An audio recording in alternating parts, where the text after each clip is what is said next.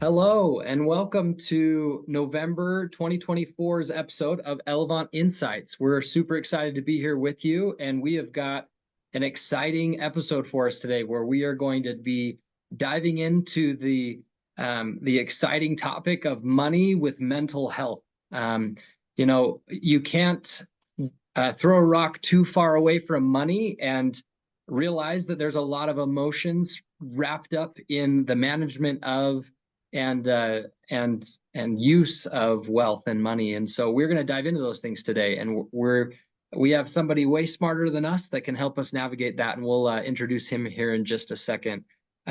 Before we do, I wanted to jump into today's Elevánt Insight. So today's Elevánt Insight, if it's your first time joining us, we like to just have something that makes us think a little bit, that takes our mindset above the things that are more menial and tactical, and the things that we care the most about, and remind us of those things. And so before I do that, though, I just want to remind everybody that it is November 15th, which means we've got a month and a half until year end. So be thinking about what year end activities you need done in your finances. So maybe it's max funding your 401k contributions. Those are due by the end of the year. Same with simple IRA contributions. Maybe it is doing a Roth conversion that you had talked about doing, final charitable giving, qualified charitable distributions out of your IRA, just anything like that. If there's anything that has a deadline of 12/31, last month was the time you should have been doing that, but the second best time to have been doing that is right now. So we would recommend that you get on that stuff right away. We certainly have a list of people that we're pecking through to help them navigate those year-end things. But if you have those things on your to-do list, go ahead and reach out to us and we can help you, or reach out to the advisor you're working with, and they can help you with those things as well.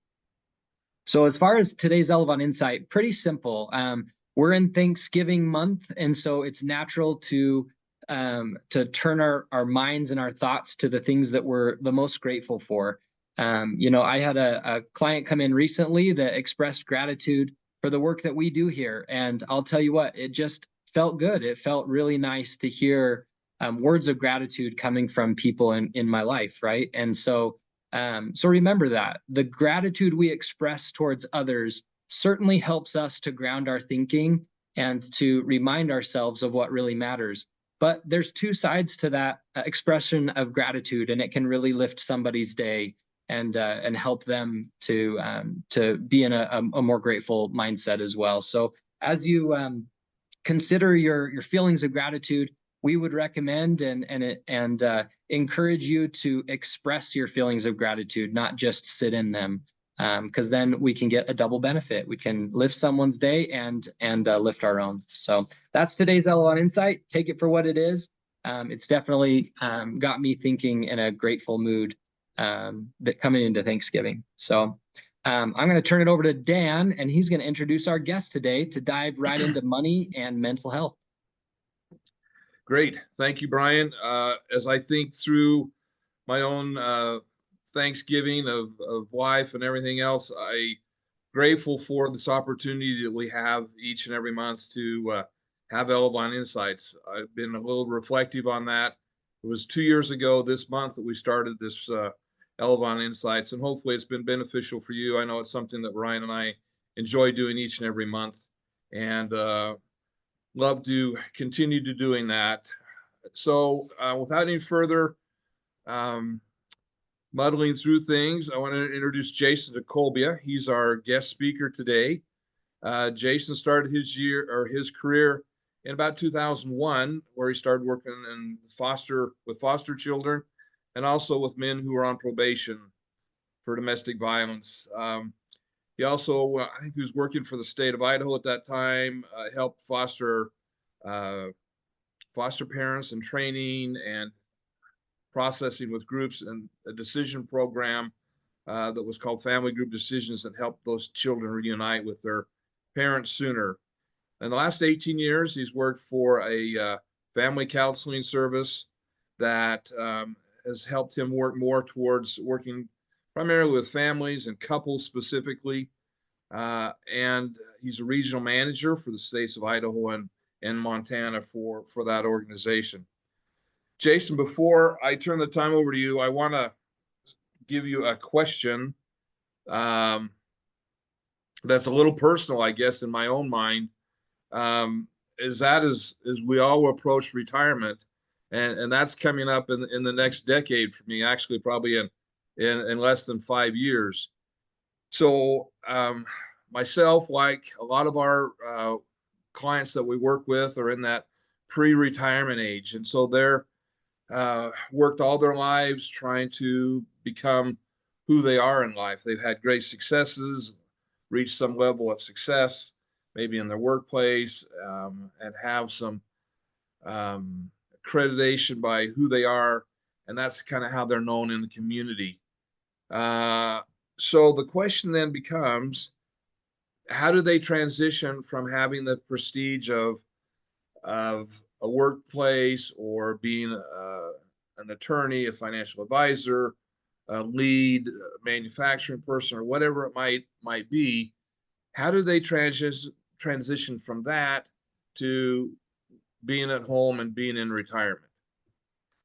Thanks, Dan. That's a really good question. I think for some of those folks, and I want to tie this also into something Brian had talked about earlier with as people start that transition and change, they maybe start to feel that nervousness of what's going to happen with my life and my money and retirement and those kind of things. But to broadly answer your question, Dan, is when people come to me and talk about that, we talk about how do we make sure we continue to set up ourselves so we're thriving and not just surviving.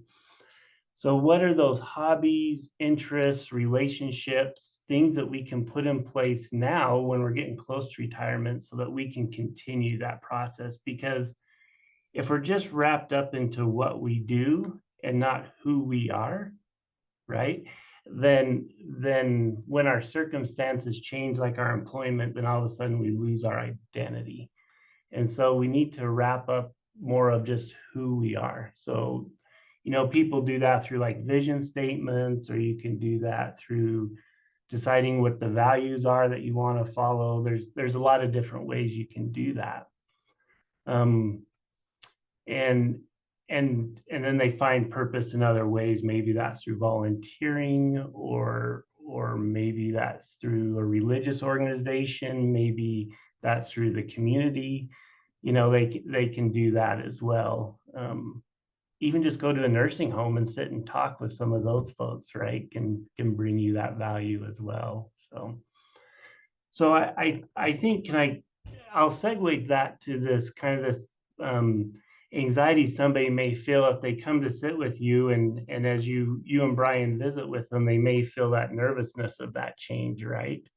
It's okay to go there for a minute and talk through that. Absolutely, that's great. Perfect. So as I was thinking about this, I really want to just focus on anxiety for a minute, because we live in a society where there is a lot of anxiety. Mental health services have skyrocketed because of the economy, because of there's all kinds of reasons, right? Why anxiety is skyrocketed. So where anxiety likes to live, is we have this part in our brain is called the amygdala, right? And that's our fight or flight or freeze response. And so if we were walking down the street and this dog comes barreling at us, and it's like got his teeth and we're about ready to get bit, we're gonna fight, flight, or freeze. We're gonna do something, right? I'll try and run faster than both of you, so you get bit. I'm not gonna stay there. Maybe Brian would fight the dog for us. There'd maybe be some different scenarios that would happen there. But when we're anxious, that amygdala is on fire, right? And so when you're talking to somebody who's getting ready to make a change in life and they don't have all the information, they're in their amygdala state. They're feeling that anxiety. So they want to freeze, not do anything. They want to flee, they want to run from it, or they want to fight you on it, right? Like they'll say, well, well, that doesn't make sense, or I'm not really sure I can do that. And so our goal is we need to slow that down so the logic brain can catch up and help us think things through. Okay, so a good example is you're laying in bed and you hear this noise, and all of a sudden you're thinking, okay, what's that noise? There's somebody in the house, and pretty soon you've played the scenario where somebody's in your house with a knife and they're ready to like chase you down, right? And then all of a sudden your logic brain kicks in and it says, oh, wait a minute, I've heard that noise before. That's the furnace kicking on. And so we're okay and we're safe, right? So then the anxious brain shuts down. So the first trick I would tell someone if they're feeling anxious about their change and trying to figure out what to do next is slow down your brain so that you can use your logic side. So deep breathing, yoga, stretching, exercising, journaling. Those are all things that'll slow that anxious brain down so your logic brain can keep up. The other thing I would recommend too is this thing we call what if then what. So when we're in our anxious brain and you are visiting with your financial planner or anyone, you're in this, well, what if this happens? Or what if that happens? Or what if what, right? And you probably both have heard that a lot. Well, the what if then what, how that works is you pull out a piece of paper and you write, I wrote an example here. I put, what if I get into retirement, my financial plan, no matter how good, you both are, blows up, right? And I start running out of money and I realize that I'm going to be really broke. Like I'm going to have no money. Like the projections just did not work. So that's the what if they're dealing with. So then you ask yourself, then what? Well, most people will jump to, well, then it'll be okay, but that's not really how our brain works. And so you write. So I would have them write, then what? Well, first I would probably start crying. I would yell. I would curse Elevánt Wealth because they lied to me. I would be really upset. Okay, then what? Well, then I would settle down. I'd go get a drink of water. Okay, then what? Well, then I would sit down and I'd start to look at my budget. Okay, then what? Well, then I'd find out things that I could probably adjust in my spending and I could do a little bit different. Okay, then what? Well, then I'd probably call up Elevánt Wealth and talk to them and ask them why things went wrong. Okay, then what? Can you see where we're going? It's very detailed. Well, and then they say, well, then I would probably go seek a part-time job. Okay, then what? Well, then I would probably start to adjust to this part-time job and really like the people I work with. Okay, then what? Right? And they'd say, well, then actually, I think life would be okay. Exactly. Right? Every time you get down and you really break it down, life is okay because we adjust to that new normal. We always adjust to that new normal. Right? So those are probably the two best things. And if you still are feeling anxiety, I think the time to seek counseling is if it's starting to affect the quality of life, like you're not getting out and doing things like you used to do and you're just in fear. So anyway, any thoughts or questions on that? Let me just Go ahead. follow up, I guess, with the concept of slowing down your brain. And I guess from our perspective, we try and sit with the client and go through part of that what if. We're looking at their scenarios from a unbiased, objective standpoint, and try and pointing those things out.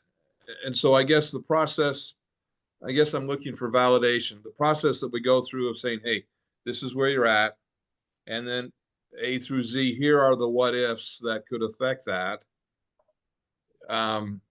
That's the process that we try and go through to help add value to that, and so that these folks understand exactly where they're at and what they're doing.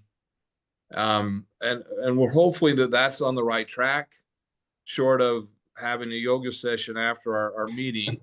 That's what I'm hoping with as financial advisors, and we're marrying this with, our topic today of mental health. that we're on the right process. Mhm. I think so. I just think sometimes if people are in that anxious state, and even though you're showing them the proof that it's okay, until their brain is calm, that's why that then what is so specific, because we're purposely calming their brain down. Because it's hard for somebody to go from you're going to be fine, here's the proof, if they're already anxious. So I think it's just a little bit of fine tuning, but yeah.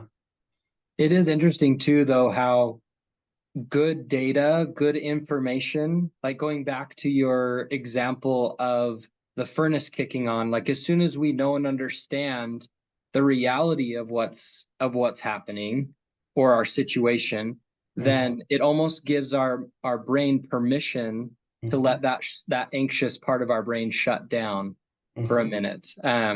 And we've seen that, our financial planning process, just going through the process and seeing, hey, it looks like we're going to be okay. We have some assumptions here, but generally speaking, we're looking good. Well, even just that, being able to see things holistically brings some peace of mind that they may not have felt before. But like Dan said, diving into those what ifs and actually illustrating them, saying, okay, well, what if you did have a premature death between the two of you? What if you did have a long-term care scenario or assisted living scenario that required a lot from your finances, et cetera? What if the market crashes? What if inflation goes crazy? Okay, let's sit in that what if for a minute. Let's go there. Let's look at the data, run a scenario, show the impact on your financial plan. And then if we coupled that with, okay, so here's the data, here's what it looks like, your plan is reduced by this much or whatever, what would we do then? Then what? It almost seems like if we take the data component, which is where we sit most of the time, the financial planning side of things, and then marry that with calming our brain down through playing out that scenario and getting to the place where life is okay, then we give ourselves permission to adjust and whatnot. It's interesting that, I'm sure a statistic, and if not, I know there's one out there, but the percentage of things that we're anxious about that never happen, right? And we see that all the time. Like we have all this anxiety about a phone call we're going to make, and then we end up making the phone call and it's not a big deal at all. All the things that we thought could happen didn't happen. And so no, I think that's awesome. I like that. Then what? And then the final step to that is, okay, then life is okay. We made it. We did it. So that's great. So let's shift gears a little bit. I love that retirement transition conversation, and feel free to bill Dan for his little private therapy session there. But no, we see that's who we work with, right? Retirement transition clients. That's what we're really doing every day. And so, so not just giving us the tools, but helping them to have the tools necessary. And we do see that anxiety and depression and, jumping into that meaning and purpose from work to basically doing honeydews all day and not really having any meaning or purpose in getting up. And so one phrase I'll use a lot is we can't just retire from something. We need to retire to something. Start thinking about those hobbies and those ideas and that big life that you want to live. And then make sure from a financial planning perspective that your situation can support that life, right? And then go and do it. So let's shift gears a little bit here, if that's okay. So another situation that we see from time to time in our financial worlds and with clients that we work with is, especially with retirees, is death, right? So unfortunately, there's really only one way out of this life, from my understanding, at least. And so when we see a widow come in shortly after a spouse passes away, oftentimes there's a whole nother degree of anxiety and stress. Maybe the spouse handled the finances for the most part, and they're having to pick that up and carry it and take ownership of it. Certainly there's this feeling of let down in reference to, well, we were planning to do all these things together, and now I don't know what my new life will look like now that I'm on my own. I kind of have to redefine myself, redefine my life, redefine my goals, my thoughts, what I'm planning to do. And then on top of all that, we're dealing with grief, like a huge sense of grief, which obviously I know you're probably an expert in and helping people navigate grief. And so as kind of a dovetail, the divorce side of things, we don't see that quite as often with retirees, but it does come up, right? So death and divorce, I'm sure there's a feeling of loss there and kind of picking up the pieces. And so maybe you could talk about what you see in your world, and how money plays into that when you're dealing with death and divorce. Yeah, that's great. I think where I actually encourage a lot of people in those situations to gather all the information they need, right? And so I actually encourage them to talk to financial planners because again, they're frozen because they don't know what they're supposed to do with their money. So I think that's where we kind of connect there. But really, I think the thing with grief, whether it's through divorce or death, is people need to talk about it. People feel like, well, if I just hold it in, then I'm not burdening people and it doesn't hurt as bad. But research shows that the only way through grief is going through grief, right? You have to talk about it and talk about that person. And so a lot of times when somebody comes in for therapy, I just say, hey, what do you miss about your husband or your wife? What do you miss about being married if it's a divorce? Tell me your greatest experiences. Now, what really frustrated you about this person, right? And they just start talking and you just see this relief. And so this person really needs to start talking about it with others, you know? And most people are really good to listen and they want to listen. And this is where like grief groups are really good, or you know, a lot of funeral homes will have grief groups that they'll be running, and it's good to go to those, or a friend, or whoever it is, right? Your hairdresser, if you're, you know, they like to talk about things like that. I think there's a lot of just natural people in your life that would really listen. And then on top of that, then you start to, like, I was working with a gentleman who just got divorced, and he was just so stuck on, you know, still wanting to be married so bad that he just was stuck in this survival mode where he would come home and he would throw in a microwave dinner, and then he would sit and watch TV, and then he would get up the next morning and throw in his instant oatmeal and then go to work, right? It was just kind of like he didn't even do that married necessarily. And so we talked about, if you weren't afraid if you weren't afraid of what life was going to bring you, what would you do different? If you knew that you didn't have anything holding you back, what would you do different? And then all of a sudden you start to create this thriving list. Like, I want to thrive. I want to contribute. I want to be a part of something. And the neat thing is people are attracted to that kind of an individual. So if you're a divorced individual and they're looking to be married, they want somebody thriving. You know, if you're somebody whose husband or wife passed away and you're looking at creating friendships, maybe not remarried, people are attracted to people who are thriving.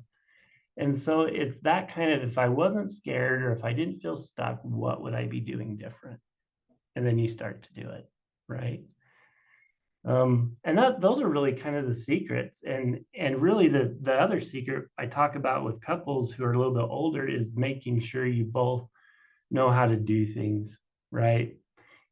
Does your wife know how to get the oil changed, or does your husband know how to, you know, work the bread machine or whatever it is, right? I mean, is there enough overlap in the roles that if somebody did pass away or were incapacitated, that you would have the skills and ability to you know, do what you needed to do in life? Does that answer that question? Yeah, it does. We, you know, and that's honestly where planning can, at least on the financial side, can be really valuable as well, where, you know, we've had situations where a spouse will pass away and the surviving spouse will come in and we'll say, don't worry, we've got you. All the finances are in place. They're in order. We know exactly what needs to be done, and we'll do as much as we can for you. And when you're ready, we'll sit down and go through it, and we'll help you kind of take the reins. And there seems to be a lot of peace of mind in that if we can do some preparatory work and saying, hey, let's kind of organize things, whether it's the to-do list on an oil change, to your point, or here's all of the finances, and here's how they're organized, and here's where we're taking money from each month, and whatever it is. That it just seems to be a lot of peace of mind. I even had a situation once where a client had a husband pass away, and they couldn't find the will, and it was super stressful for their family. They were looking everywhere for the will, and then they sat down with us, and we were reviewing their finances, and they made this comment, we don't know where the will is. He put the will somewhere, and we don't know where it is. And I said, oh, well, I've got that. It's we've got it in your file. We prepared for that. And what a relief that was. And so yeah, I love that. The hard part about death and divorce, I think, is that grief is just not easy, right? No matter what preparatory things you do or organization you have or transfer of tasks and duties beforehand, like, grief is just tough. And I remember in our preparatory call, you kind of talked about the stages of grief are real, and that you almost should allow yourself to go through them. I don't know if you want to touch on that just for a brief second.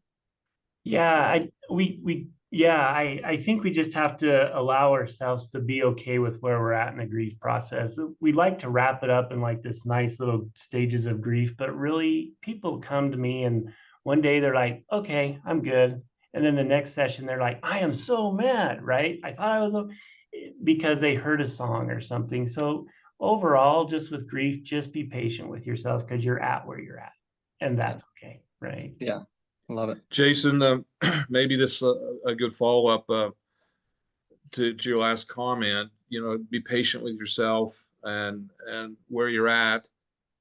Is there signs, and maybe it's premature for this audience, but when does it come to a point where there's a concern that you're not getting past that grief?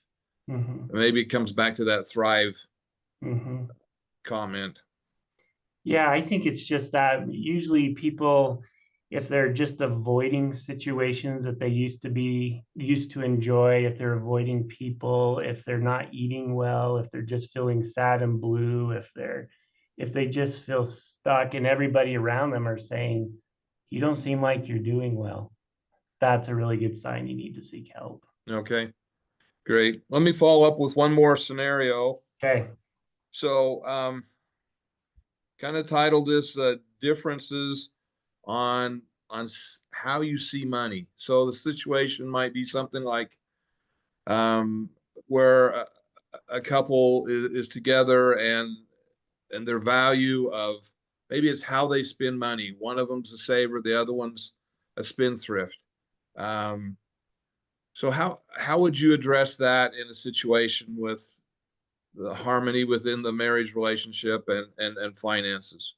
Yeah. Well, and before you jump into that, I think one additional anxiety to the differences in money in the retirement transition that we see a lot is you've got a saver and a spender, and spender sounds bad. We shouldn't say that. We got somebody living life to the fullest in the current moment, and then we have somebody else that's saving for the future.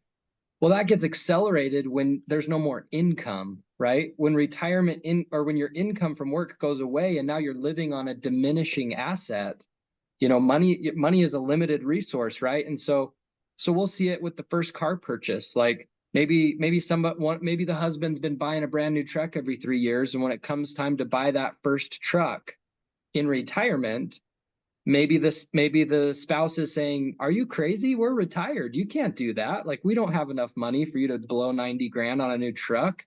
And so we see the differences oftentimes are accelerated or magnified when we jump into retirement, because there's this feeling that we got to hoard our money just in case, And so yeah, talk through differences in money, and to your job, I'm sure you see this all the time. Divorce is they always talk about money is a leading cause of divorce in marriages, and so I'm sure you've spoken on this a time or two in your life. Yeah, a lot.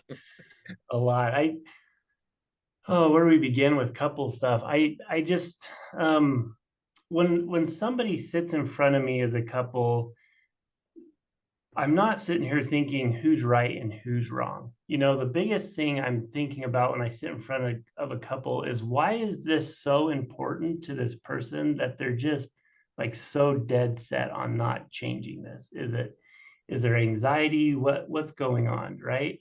Because I think people genuinely want to treat each other well. I really believe that. I think people want to be kind.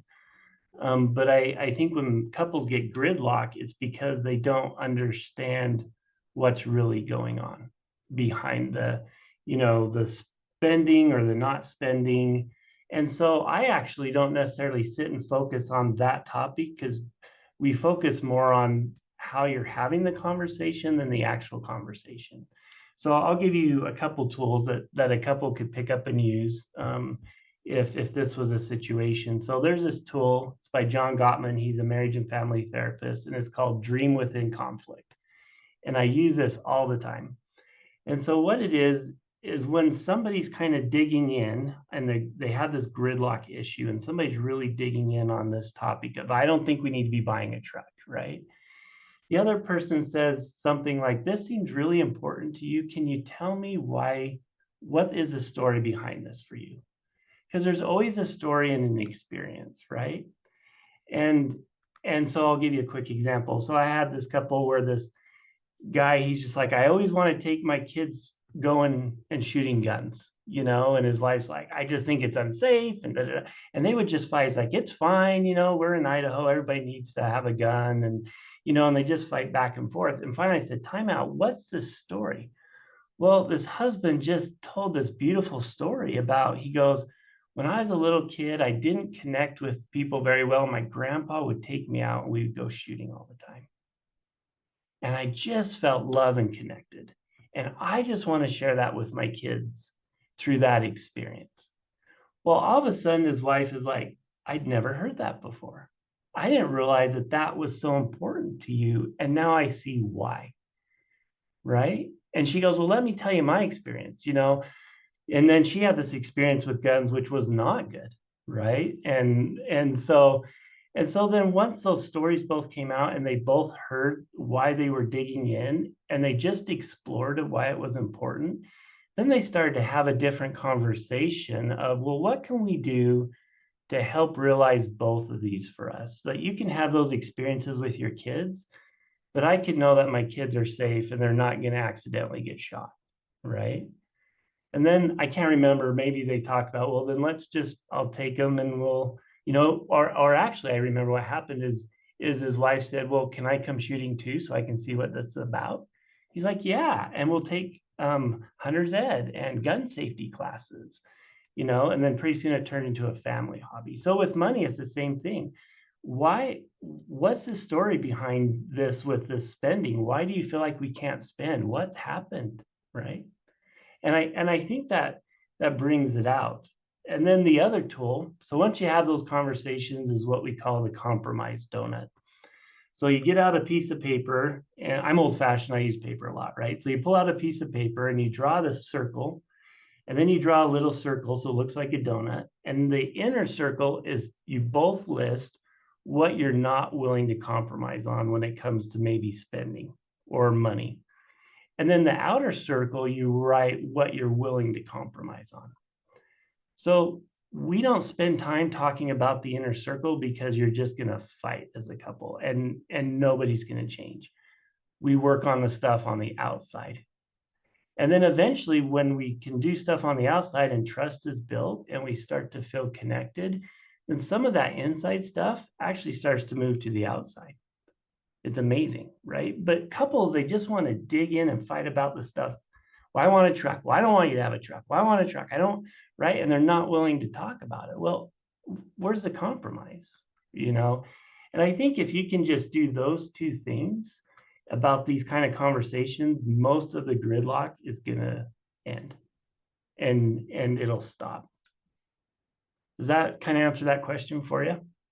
Yeah, that it was does. that was great. Thank you. I feel like, as you're talking, I'm jotting down all these notes, I feel like so much of mental health, it seems, is just navigating the humanity that is us, and the humanity is the people around us, right? You know, Yeah.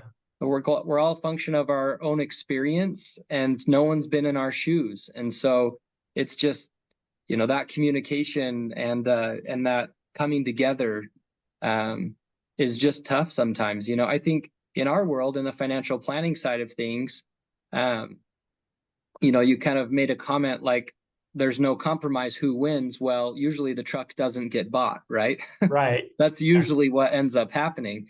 And to our planning side of things, fast forward, lots of decisions like that, then we die with a bunch of money in the bank that never got used, and then our kids spend it all, right? And they buy the truck.